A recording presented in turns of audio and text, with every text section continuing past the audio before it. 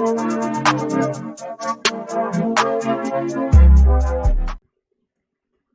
I kept seeing this.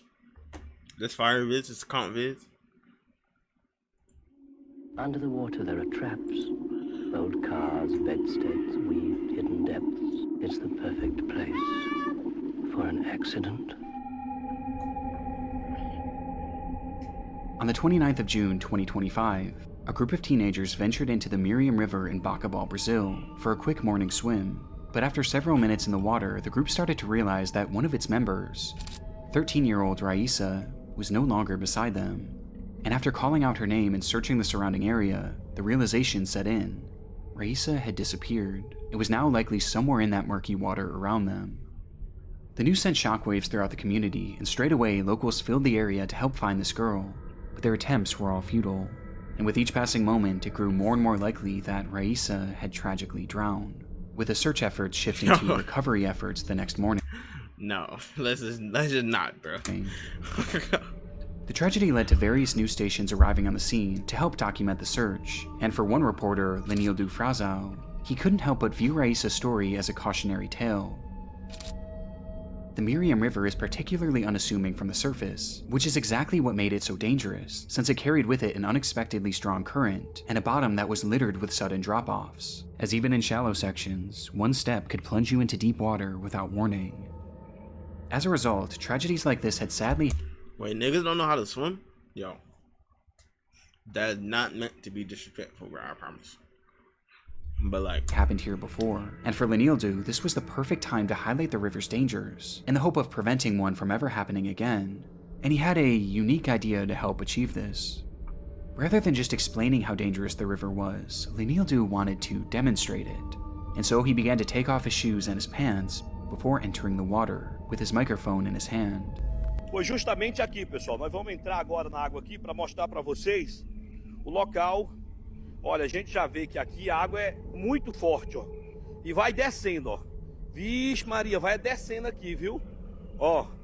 The camera rolled as he waded into the river, at first going just to the depths of his knees, before the riverbed began to drop beneath him.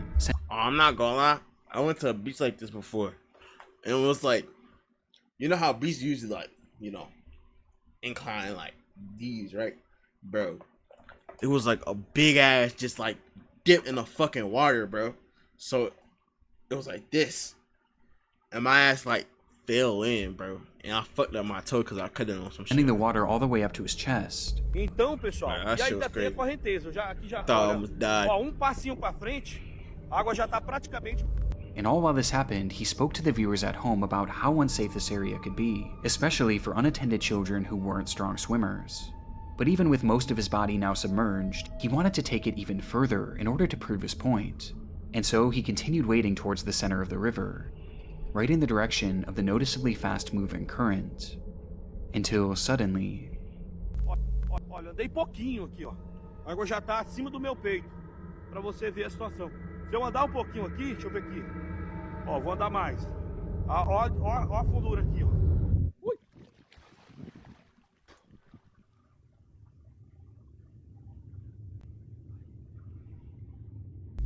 Lenildo physically recoiled and let out a loud yell. He stood there for a moment, anxiously glaring into the water, before telling his crew, "I think there's something down here underwater." Whatever he had touched in those murky depths didn't seem natural, with Lenildo describing it as being soft. And quickly, he made his way back to the shore, where he further explained why he was so shaken by the ordeal, admitting that what he stepped on felt like an arm. This is the exact moment that many believe Raisa was found, as just moments later, several locals would retrace Lenildo's steps and discover the 13-year-old's body in the same exact location. Raisa had died from an accidental drowning, as she wasn't a strong swimmer, and had likely fallen into the deep water where she was held down by the current, the exact conditions that Lenildo had been warning the viewers about, when he unknowingly stepped on her corpse, with the entire ordeal culminating into what can only be described as one of the darkest moments in television history. How far and what lengths have you gone to? Nah, that's crazy, bro.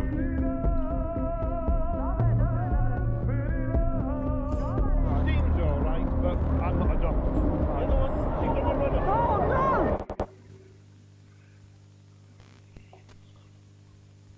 Individually, they're just like you and me.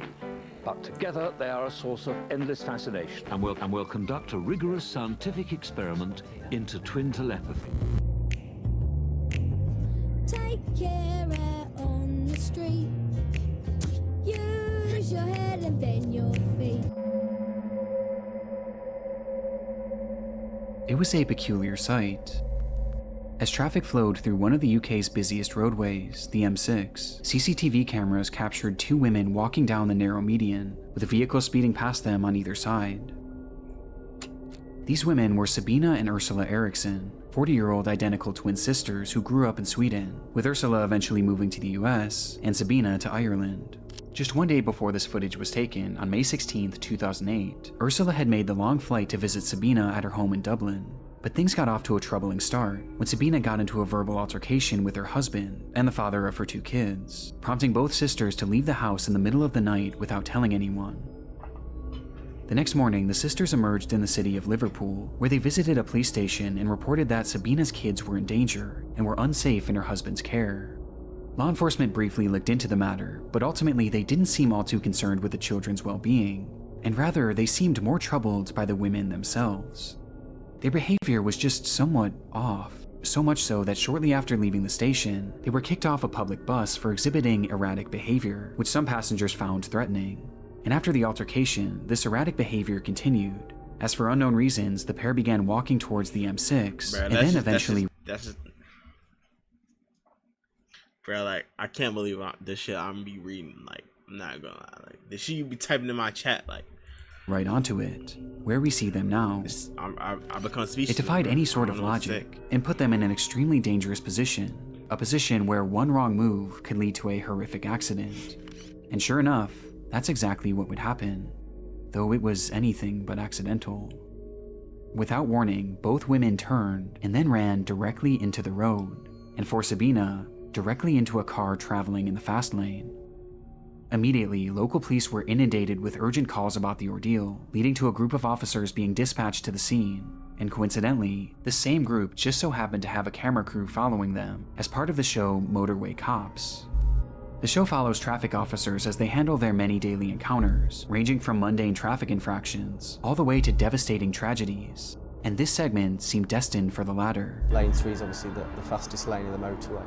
Anyone being hit, you're expecting serious injury, if not life-threatening. Despite the officers fearing the worst, Bro, however, if you get hit, nigga, you're gonna die.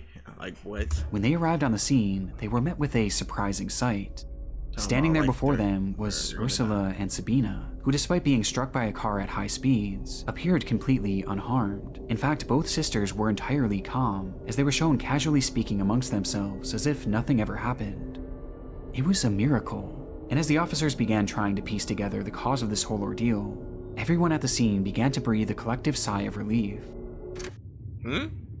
There was no way that any of them could have known that their roles had just been cast in one of the most disturbing television scenes of all time. Right, what we've got is they were in the central res. They were trying to cross the Bravo, so as we approached, they hadn't seen us, Mother.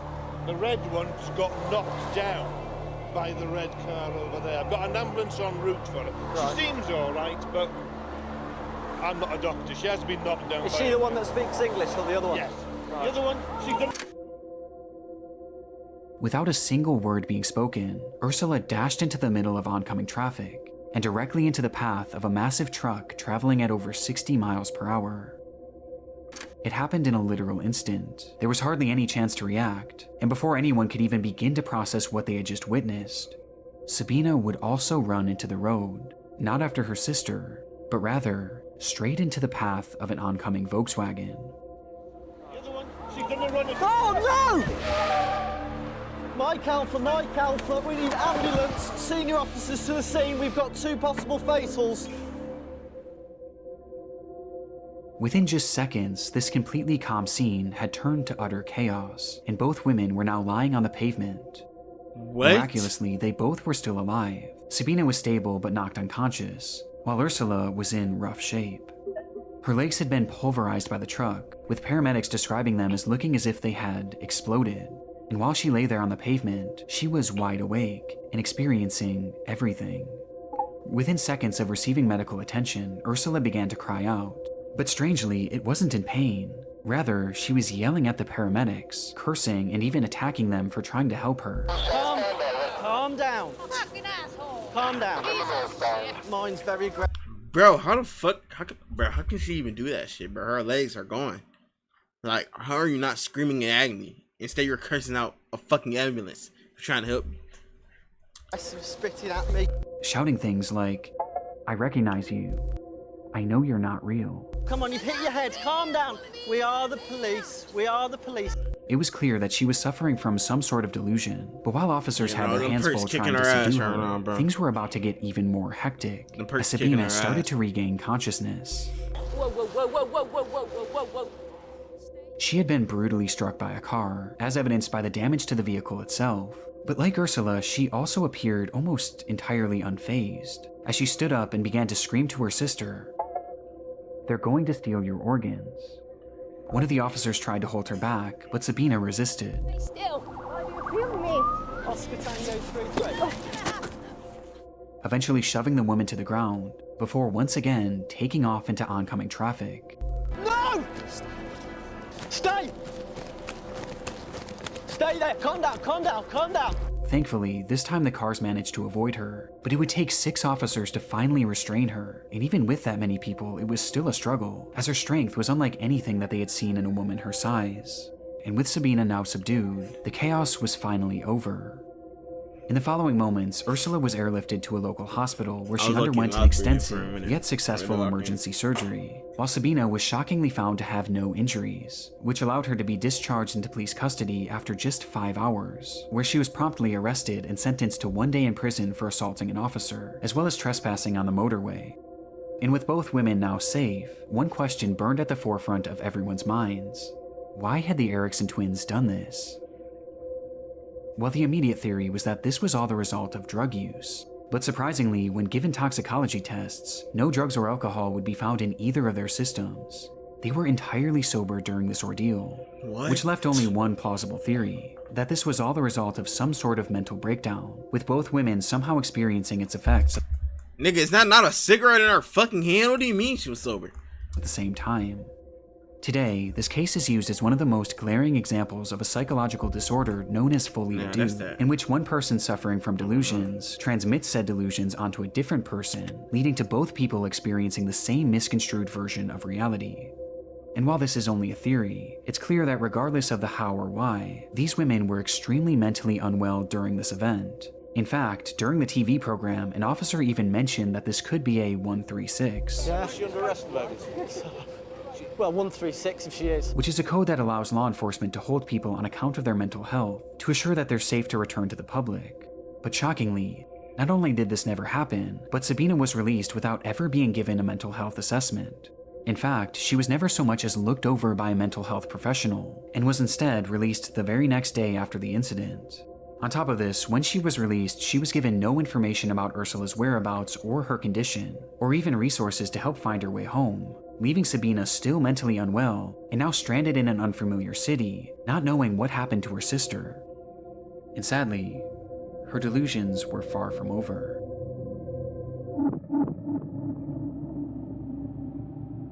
As she left the police station on the 19th of May, Sabina had nowhere to go, and so she began to wander, carrying her belongings in the same evidence bag that the police had given her earlier that day. Eventually, she would happen across 2 men walking their dogs, and as she stopped to pet them, Sabina asked the owners where the nearest hotel was. But seemingly recognizing that the woman wasn't well, one of the men, Glenn Hollinshed, offered to have her stay at his place, to which Sabina happily obliged. But once inside Hollinshed's home, Sabina began acting extremely paranoid, checking the windows constantly and believing that her cigarettes had been poisoned. Despite this though, Hollinshed was patient, and he helped her make calls around the area to track down Ursula, while making sure that Sabina was eating and drinking. The following day, Hollinshed was preparing dinner for Sabina when he stepped out of the house to ask his neighbor for tea. But just minutes after returning home with the bags, he would once again step out of the house, only this time, he was completely covered in blood, as he stumbled and screamed, "She stabbed me." As he collapsed to the ground, the neighbor rushed over to try and help, but the damage was already done. Hollinshed would let out one final soft whisper, saying, "Look after my dog for me. before breathing his final breath. What the fuck? For unknown reasons, in that house, Sabina had stabbed Glenn Hollinshed, and by the time law enforcement arrived, she was long gone, having fled the house with a hammer in her hand, which she used to strike her head repeatedly as she mumbled incoherently and walked down the sidewalk. Eventually, a man passing by tried to intervene, but Sabina immediately attacked, brandishing a roof tile that she had hidden in her pocket and using it to strike him on the head, nearly knocking him unconscious. It would take several minutes for police to finally catch up with her, but just like the day prior, she took off, leading to a chase that ended with Sabina being surrounded on a 40-foot tall bridge that passed over a highway, and recognizing that there was nowhere left for her to go, she jumped. Shit, man. Somehow, Sabina would cheat death once again, and despite suffering 2 broken ankles and a skull fracture, she was alive.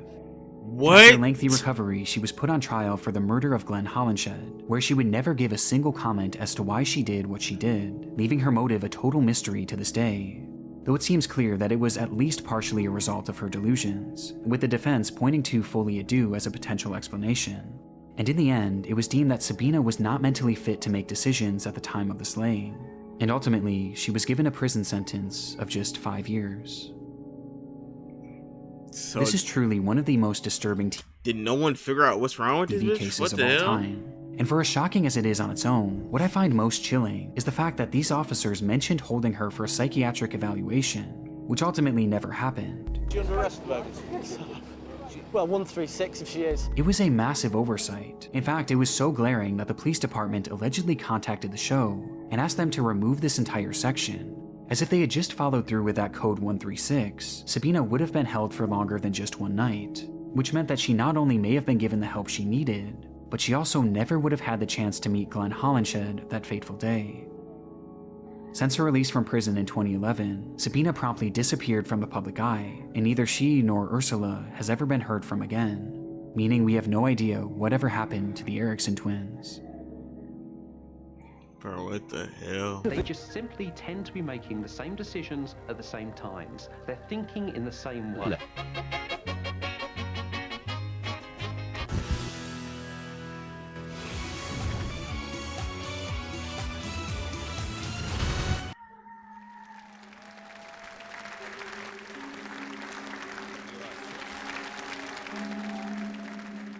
It's December 2021. A couple receives a warm welcome as they Damn, walk this shit onto was the recent as stage, fuck. ready to compete in the Croatian television show Super Talent, the country's version of America's Got Talent. But it's clear this excitement from the crowd wasn't shared by the show's host, who turned to someone standing behind the camera and flashed the unmistakable look of concern.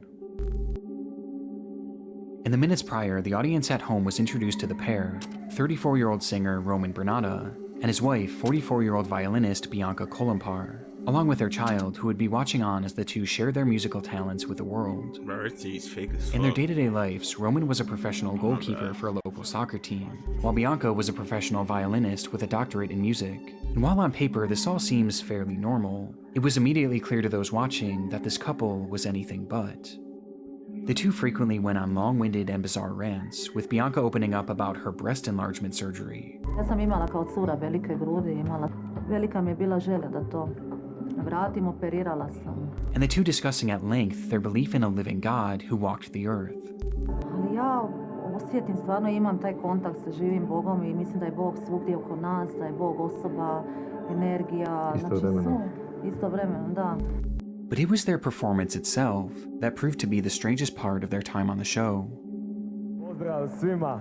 Dobro večer. Vi se mene ne sjećate, jel da? Ja? Ne. Prije puno godina. Aha, ja se nas sjećam kad sam snimala škola, spot. jel ide Hardo, ide? Je, ja se ispričavam, ali stvarno moram vas to pitati. Roman's introduction was fairly uncomfortable, as he made mention of a time that he had met one of the judges years before, who clearly had no recollection of the encounter, which seemed to frustrate him, as his demeanor quickly became hostile. Ko je vaš talent? S čim ste se došli Ja predstaviti? nemam nikakav talent. Pa šta ste onda došli? Radit. Ali potpuno nebitno, emisija se zove Super Talent, Ja vas kolegica... dečki volim, nemojte mi zamijeniti. Alo, polako, mislim da ipak ćemo mi ovdje voditi riječ. Može, pa. Leading to Roman receiving his first X before he even sang a single note. Ako je kolegica pitala koji je vaš talent, a naša emisija se zove Super Talent, a vi tvrdite da nemate talent, onda vas ja pitam pošto ste došli. Radi. Ok, hvala, može. It was a rough start for the couple, and by the time they did get to perform, things only got worse. And now, the end is near, and so I face the final curtain.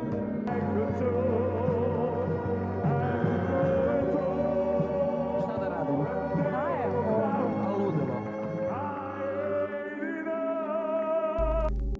Admittedly, the couple didn't sound awful, but it was clear the judges were frustrated by Roman's demeanor, prompting all four of them to hit their X, signaling the end of the couple's performance. Or at least they thought.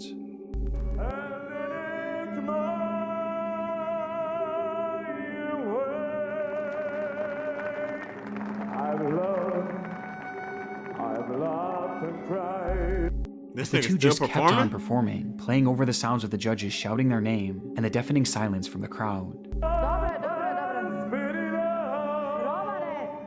With the two going until a producer finally had to step in from behind the camera and officially cut them off. But even then, the couple continued their antics, this time by protesting the judge's decision, with Bianca even threatening to go to the newspaper and expose their behavior to the press, all while Roman stood angrily to the side, glaring at the panel before him.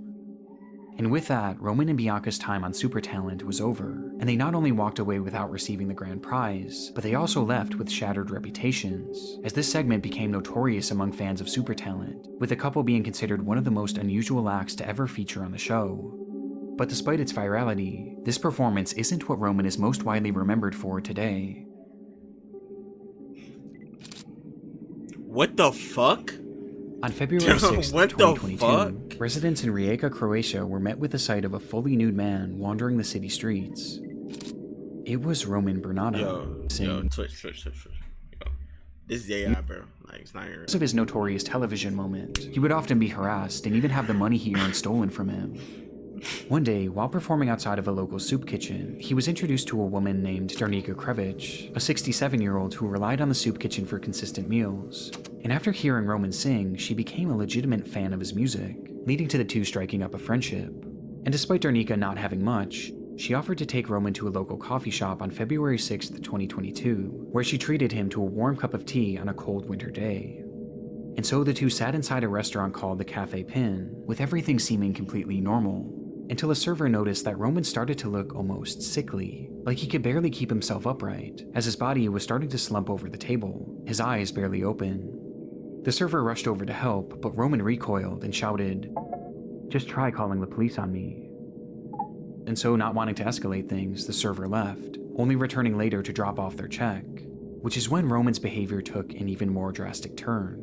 He began feeling around his pants pocket for his wallet, before looking desperately around the table, but there was no sign of it. And so he grabbed Darnika's bag and rifled through it, before yelling, "You snake, you whore, where's my wallet?"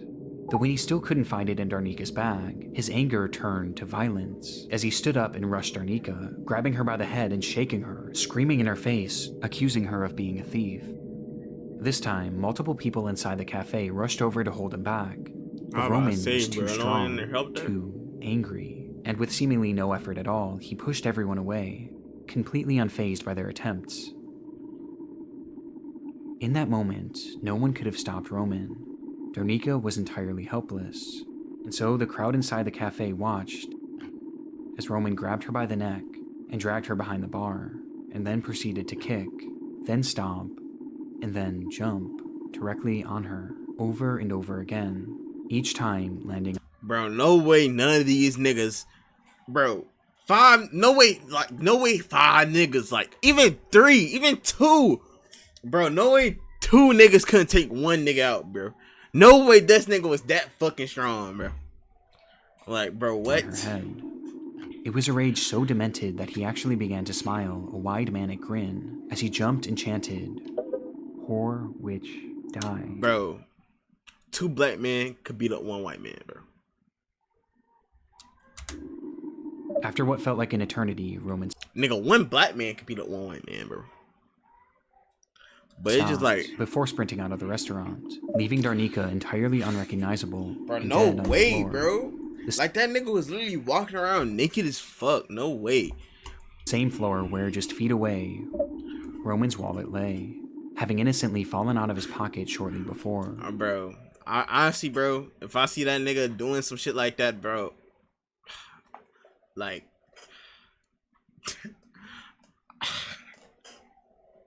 I'm walking out. I'm sorry, bro, but like, I can't help you, bro. You did damn right. Like, I can't help you, bro. I can't help you, bro. Sorry. Outside, Roman removed his blood-soaked clothes and walked completely naked into the city center, much to the amusement of the passerbys who had no idea what he had just done, until eventually he made his way into a nearby police station and blankly stated, bro. "I am not well." This sentiment was true in so many regards. Roman hadn't been well for quite a long time. Since a young age, it's believed he had dealt with undiagnosed schizophrenia that had led to uncontrollable anger issues, before developing an alcohol and substance abuse problem that only exacerbated his symptoms. And by the time he was an adult, Roman became so delusional that he believed he was a disciple sent from God to touch the world with his music, something that he eventually convinced Bianca of as well. So in their super talent, where was his fake titty bitch, bro?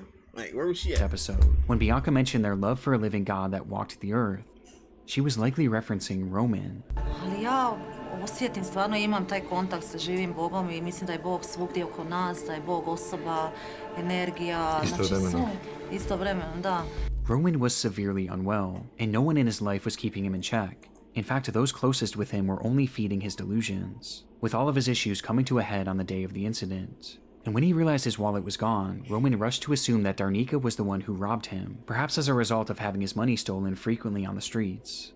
But the sad reality was, in a sea of people trying to exploit and mock Roman, Darnika was one of the few who actually truly cared about him and legitimately believed in his talents. And yet, he killed her in one of the most evil ways imaginable, all over a simple misunderstanding that was entirely his fault.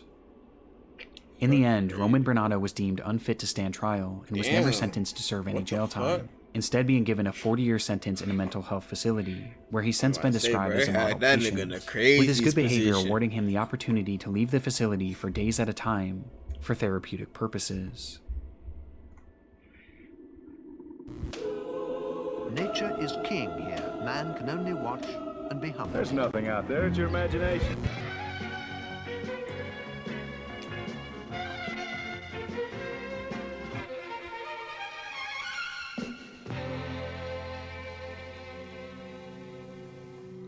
It was the start of yet another adventure for the crew of the television show Gardener's World. This British program has been on the air since the 1960s and provides viewers with tips on how to maintain their garden while showing off a variety of unique plant life, which often— Bro, fun fact, bro. A young Nas really used to be in gardening club, bro. I was a fucking young planter, young gardener, bro. brought them to remote areas of the globe. This particular episode was filmed on February 5th, 2020, in the Drakensberg mountain range of Lesotho, Africa, with the host, Nick Bailey, making the long journey to track down one specific flower. One species which grows wild all over the country and has been a real favourite with British gardeners for generations is the gladiolus. This delicate flower would have been familiar with many of the show's viewers, as it was quite popular in the UK. But in this region, there existed a unique species that had only been seen a handful of times in the last century, since it only grew in one part. Bro, on my soul, I was in gardening club. What? It was fucking first grade, bro. I was in gardening club, bro. I don't really think I planted any fucking seeds or nothing. I was just digging holes and shit. But, hey, bro, I was tough. Particular valley in this one particular mountain range. I was too tough for first grade. Its scientific name is the Gladiolus microcarpus, and there were two people who knew it better than anyone else. Rod and Rachel Saunders were well-renowned botanists who studied the world of South African flowers in depth, with their favorite being the gladioli, as they would spend days and even months on end roaming areas just like this to learn everything they could about them, making them the perfect duo to help with the show. Why gladioli? There's so many different plant species in South Africa you could have picked. I think their beauty. Some of them are so exquisitely beautiful, you actually just want to sit down and cry when you see them. But even with their vast knowledge of this region, there was always an element of danger when traversing it. Its climate is often volatile, and conditions are known to turn on a dime, making safely navigating this area extremely difficult to downright impossible. This was apparent even on the day of filming, as a dense fog had rolled in, and given the steep and rocky landscape, One wrong step could spell disaster. This didn't stop the crew from carrying onward though, as Rod and Rachel were relentless in their pursuit. They would do anything to find these flowers, and sure enough, the segment ended as they did exactly that. Nah, that's just like beautiful though. How does this verb? This is the best I've ever seen it. It is looking absolutely gorgeous. With that, Rod and Rachel's time on Gardener's World was over, but their journey through this area certainly wasn't. As the cameras cut, the crew made their way back to their makeshift base camp miles away, where they said their goodbyes, with Nick Bailey capturing a photo with a beloved couple and sharing it onto Twitter before parting ways, leaving the couple behind. As rather than returning to their home in Cape Town, this was actually just the start of what would be a multi-month expedition into this region, with the Nagoy Forest Reserve being their final destination. Along with being botanists, the couple were also avid seed collectors, and had started a business which shipped the seeds they had found to other plant lovers around the world. And while here, they made it their mission to find some of these ultra-rare gladioli seeds. And sure enough, on February 8th, 2020, Rod and Rachel sent a text to one of their employees at the seed mailing business, which contained a photo of the exact flower they were looking for. But despite this text seeming like a sign of more good things to come, the reality was far more bleak, as this text would ultimately be the last the couple would ever send.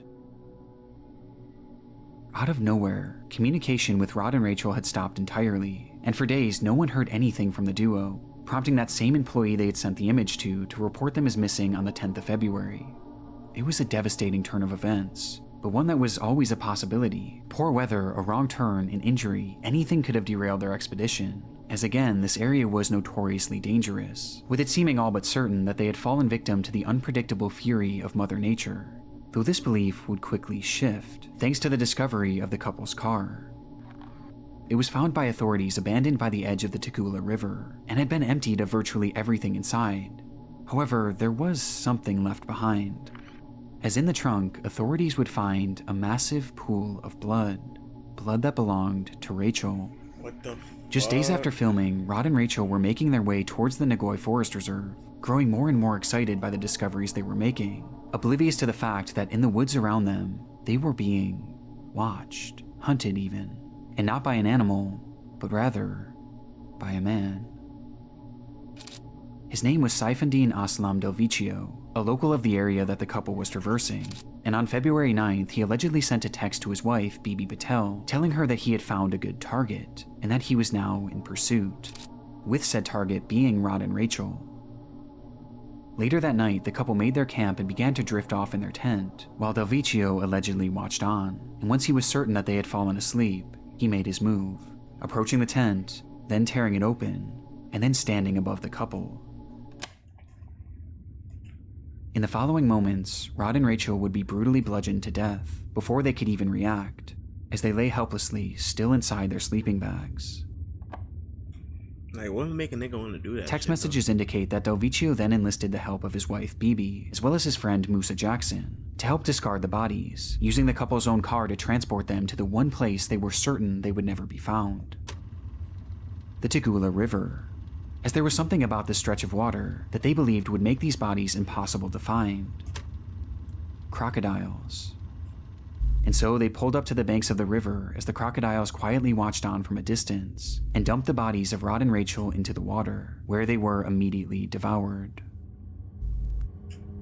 They thought it was the perfect plan. However, it thankfully failed to work as well as they had hoped, as in the following weeks, fishermen would happen upon both of the corpses, or at least what remained of them, as they were in such bad shape that it would take nearly 2 full months for them to be identified. As for why this attack happened, we still don't fully know, as the trial is still ongoing, with Delvicio proclaiming his innocence, which is why everything is alleged at the moment, but the evidence is damning. Messages on Delvicio's phone paint a clear picture that he was responsible for this, with his motive appearing to be religious differences between him and the Saunders, as well as money, as after the slayings, large sums of money were withdrawn from the couple's bank accounts, along with lavish purchases being made on their credit cards, with one of the receipts from the shopping spree being found inside of Bibi's purse. The evidence is almost impossible to deny, but while we wait for justice to be served, it's important to refocus on those who won't be here to see it happen. Rod and Rachel truly did nothing wrong. They were two incredibly wholesome people who were just trying to find and connect with the flower that they loved so dearly. And while their interview days before their death is an undeniably dark television moment, Hey, bro, it also nothing serves nasty as an about the incredible bodily tribute, fluids and as shit, one of the bro. That's last all things it they is. ever did in their lives was share their love and passion for gladioli with the world, the flower that they ultimately gave their lives to find. Quite a trek to get here, and what an incredible treat to see such a special plant in such a niche environment. Thank you.